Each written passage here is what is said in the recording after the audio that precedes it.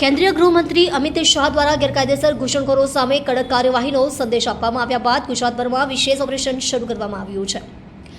આ અભિયાનના ભાગરૂપે સુરતમાં એસઓજી, ક્રાઇમ બ્રાન્ચ અને સ્થાનિક પોલીસની ટીમોએ સંયુક્ત રીતે લિંબાયત, પાંડેસરા, ભાટેના સહિતના વિસ્તારોમાં સર્ચ ઓપરેશન હાથ ધર્યું હતું। કાર્યવાહી દરમિયાન પોલીસે શંકાસ્પદ લોકોના આધાર કાર્ડ, રેશન કાર્ડ અને અન્ય ઓળખ દસ્તાવેજોની ચકાસણી કરી હતી। અત્યાર સુધીમાં મોટી સંખ્યામાં શકમંદ લોકોને પૂછપરછ માટે અટકાવવામાં આવ્યા છે। તેમની નાગરિકતા, રહેઠાણ અને દસ્તાવેજોની સત્યતા અંગે સઘન તપાસ કરવામાં આવી રહી છે। પોલીસ અધિકારીઓના જણાવ્યા અનુસાર ગેરકાયદેસર રીતે દેશમાં પ્રવેશ કરીને રહેતા લોકો સામે કાયદેસરની કાર્યવાહી કરવામાં આવશે। રાજ્યભરમાં ચાલી રહેલા આ ઓપરેશનને કારણે ગેરકાયદેસર રીતે વસવાટ કરતા લોકોમાં ફફડાટનો માહોલ જોવા મળી રહ્યો છે। પોલીસે સ્પષ્ટ કર્યું છે કે આગામી દિવસોમાં પણ સર્ચ ઓપરેશન અને ચકાસણીની કાર્યવાહી વધુ તેજ બનાવવામાં આવશે, જેથી કાયદો અને વ્યવસ્થા જળવાઈ રહે તેમજ સુરક્ષાને પડકારરૂપ તત્વો સામે અસરકારક પગલાં લઈ શકાય। माननीय गुजरात राज्य ने सरकार ने सूचना मुजब जो है અને डिप्टी सीएम साहबના નેતૃત્વમાં जो एक अभी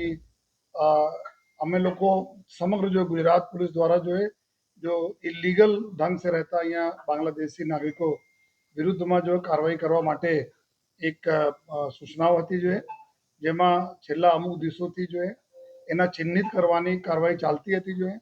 એના કઈ કઈ એરિયામાં રહે છે, કોણ કોણ લોકો ઇલીગલ છે, એના તમામ પ્રકારના અમે લોકો જો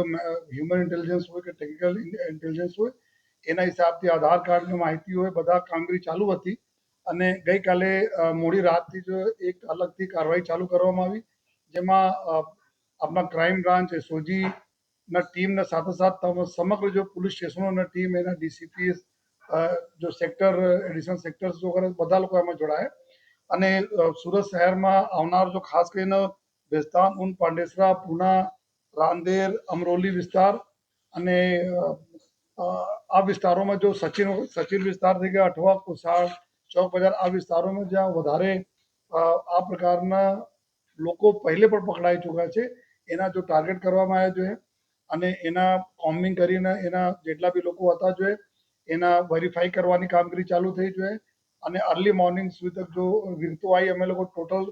261 જેટલા લોકોને શંકાસ્પદ બાંગ્લાદેશીઓને જો રાઉન્ડ અપ કર્યા હતા જેમાં પૂછપરછ એના જો મોબાઈલ નંબરોમાં જો ડિટેલ્સ, બેન્કિંગ ડિટેલ્સ, બેંકના પૈસા ક્યાં ટ્રાન્સફર કરતા હોય, કોનો સાથે બાતચીત કરતા હોય, આ બધા તમામ પ્રકારના જો પુરાવા, આધાર કાર્ડના પુરાવા, રાશન કાર્ડ વગેરે બધા અમે લોકો જોયા। અને જો અમારે ભારત સરકારની जो भी સુવિધાઓ છે, રાજ્ય સરકારની સુવિધાઓ છે એના માધ્યમથી જો આ લોકોનો ડેટા અમે લોકો ચેક કર્યો એના પછી જો આપણે અત્યાર સુધી 84 લોકો કન્ફર્મ થાય છે જે બાંગ્લાદેશી નાગરિકો છે